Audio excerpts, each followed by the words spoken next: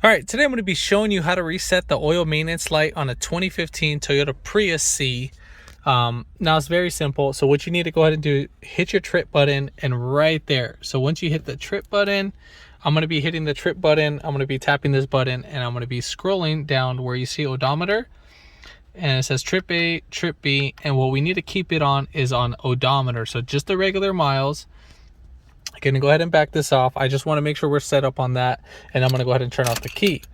So this is completely off. So right here, when we turn on the car, we're going to have like the first startup screen. So right there.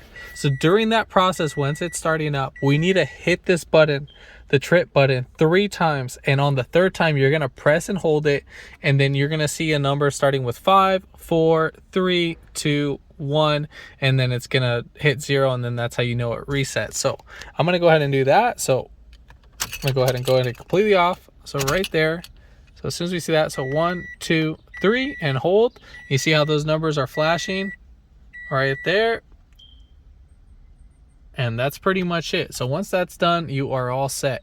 If this video helped you out, give it a thumbs up, comment down below if you have any questions, and hit that subscribe button for more upcoming videos in the future. And thanks for watching.